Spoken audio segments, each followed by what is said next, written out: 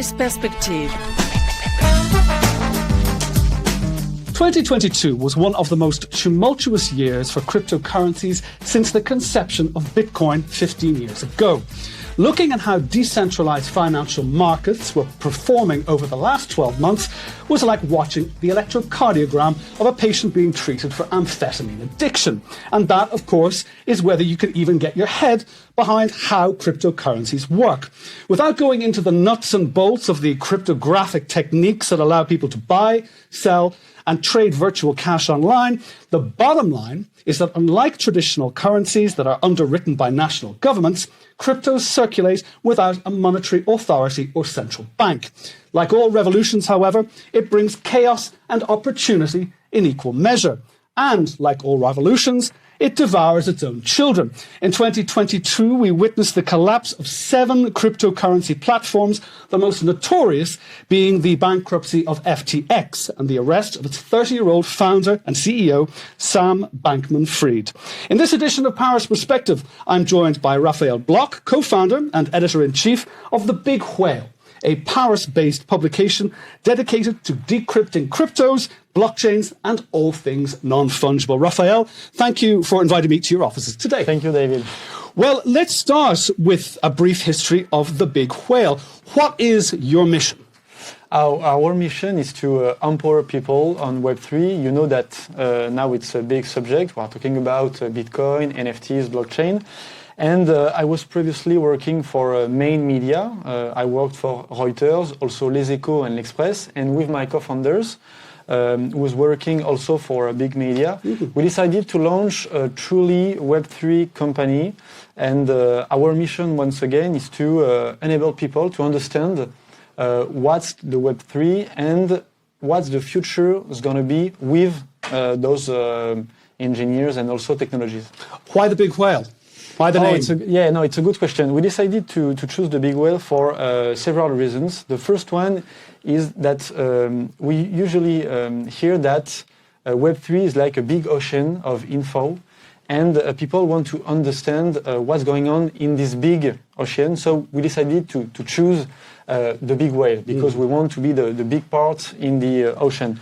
The second one is that, a whale in the crypto market is like a big financial investor.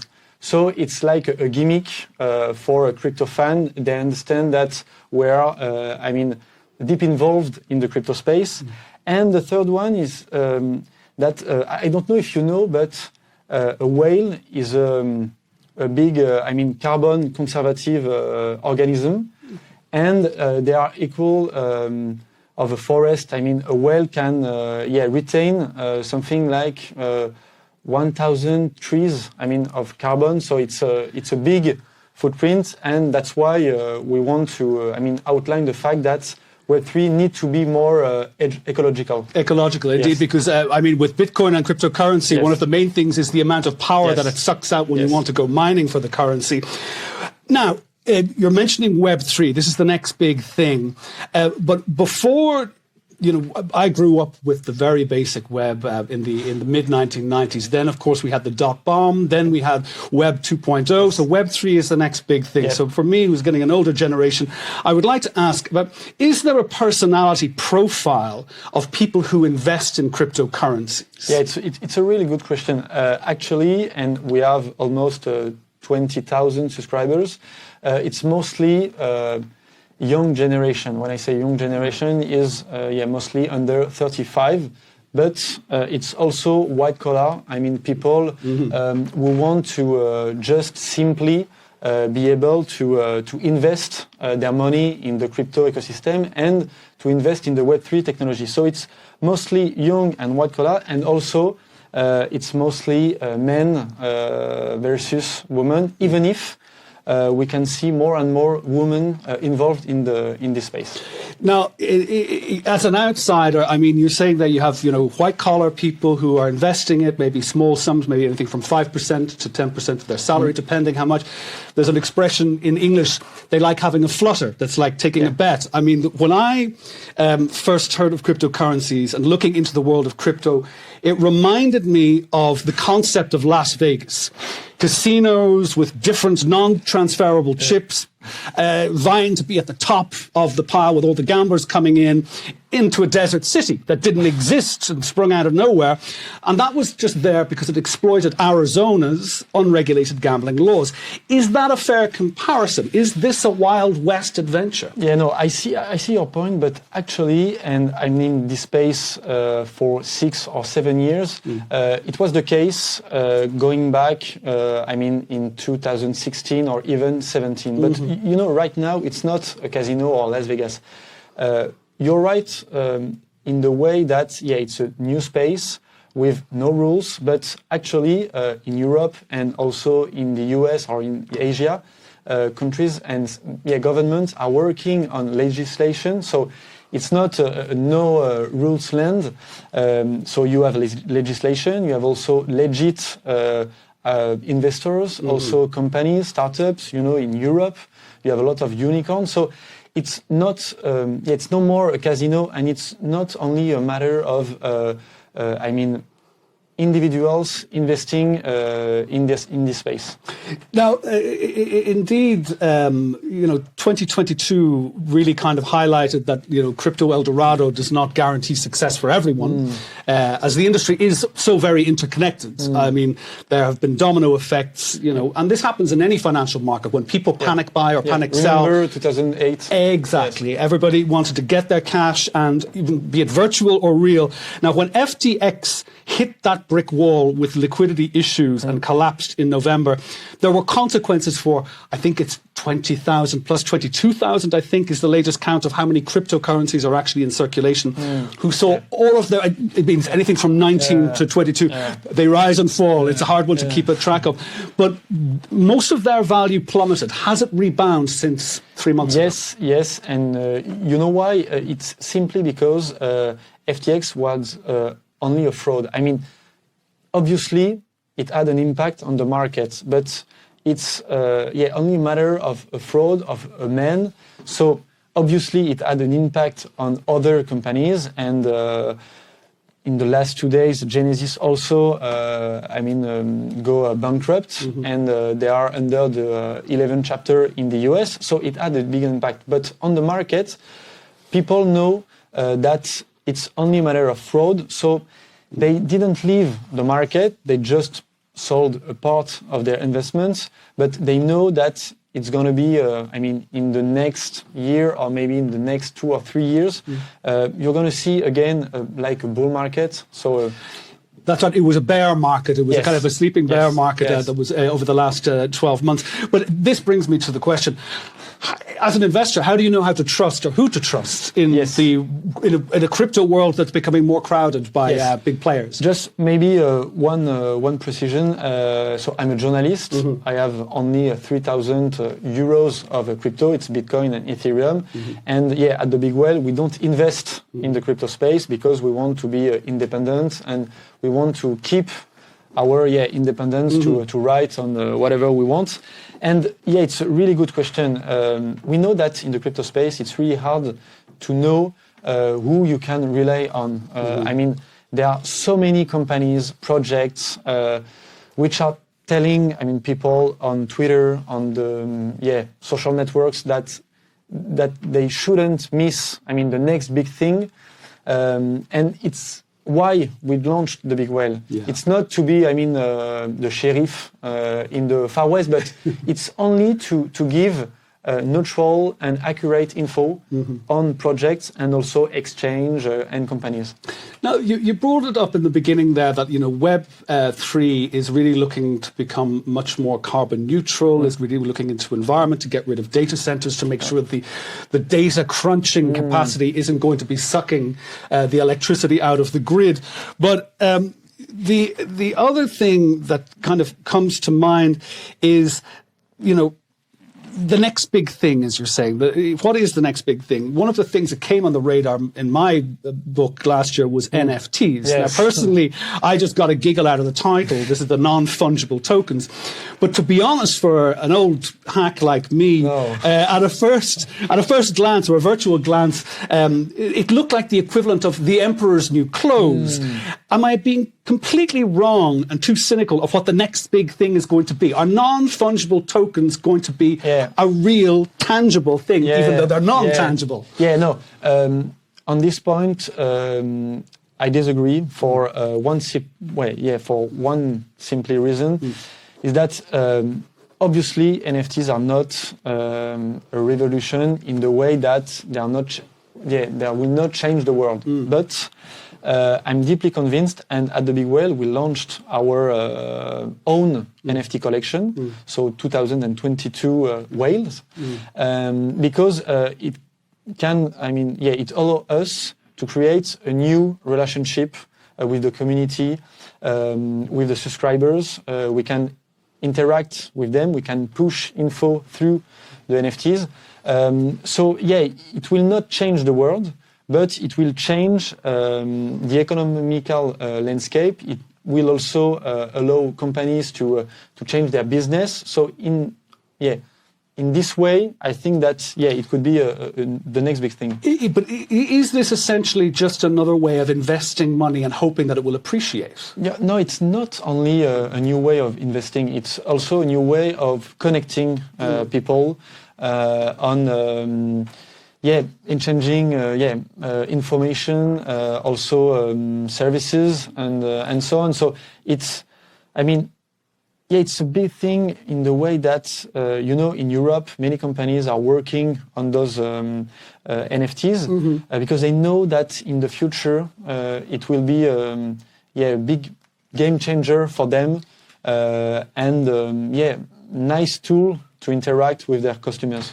Now, again, I'm going back to analog and old school, where you say, okay, people, if they want to have a long-term investment, there are tax breaks in it, they can invest in art. At least if you buy artwork, you can hang it on your wall.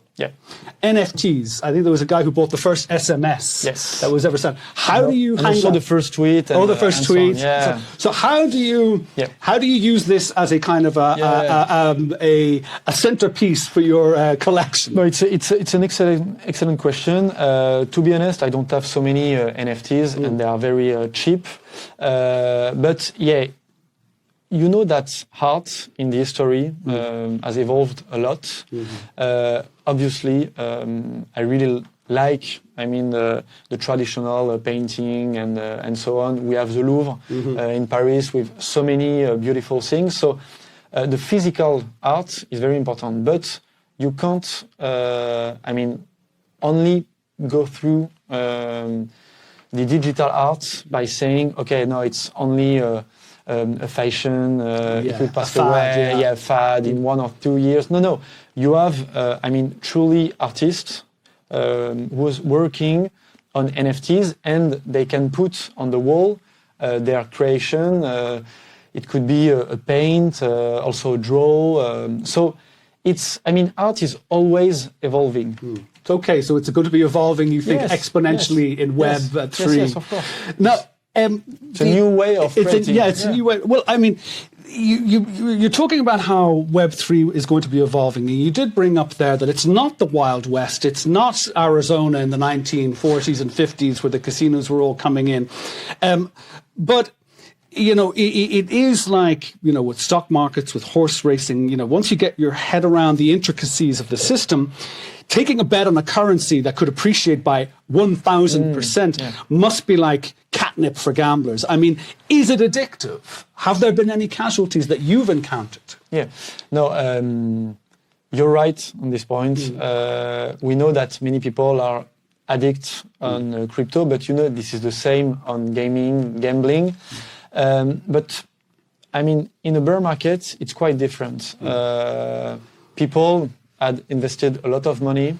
Some of them lost a lot of money. Others, won a lot of money. And it's financial markets. I don't know if you saw that Meta, Google, Amazon dropped something like 40, 50, 60% in Wall Street. So it's a strange period in the way that markets are very, very disturbing. Volatile. Yeah, volatile. Yeah. It's very hard to know what's going to be, Wall Street or the Bitcoin price in the next 6 months. So, well, it kind of brings me back to the 17th century, the tulip craze that went on in the Netherlands over. It's always you never know. The space of 3-4 years where everybody was buying everything just for even a cut of a bulb of tulips, and then it just completely collapsed. But with anything, and you said one of the key things as well that has attracted people to cryptocurrency and NFTs is the being freed from the shackles of a centralized authority. But as an unregulated currency, what are the implications for hiding criminal assets through cryptos, arms trade, drugs, human trafficking even? Like, there are obviously plenty of opportunities that can be exploited by criminals here. Yeah, I'd like to say that, of course, you can find, criminals and others in the crypto space because, you can use crypto to laundering money with ransomware. You can hack a company and ask for Bitcoin or other crypto, and it could be a good way. But I need to say that the best way to launder money is to use cash. Yeah. Physical cash. Still is. Yes, of course. And numbers are very clear on this topic. The best way to launder money is to use cash. It's not to use crypto because you can find who received the money with the blockchain. So it's not the best idea to use crypto to hack a company or to launder money. Bringing into this is the blockchain word now, just to explain, not wanting again to go to the nuts and bolts. Blockchains are the backbone of cryptos, and essentially, if I'm right, they're basically like an open ledger that prevent people from spending what their acquisitions are twice. But as with everything, the whole heart of a blockchain is to make sure that it's unhackable and that it's secure. Yes. Are they unhackable? Good question. Bitcoin was created in 2009, so it's almost 15 years, as you said previously. Zero, no hack. Really? But is that just because of Bitcoin itself, the way that was structured, or the other cryptocurrencies? No. We are talking about hack, but it's not on the blockchain. It's on the exchange. Okay. You can take every cases. Mangox in 2014. You can take Quadriga. You can take. All the main case are not on blockchain and crypto. It's on the middleman. Gotcha. It's the exchange. Broker. The broker. And that's the pain point in this industry.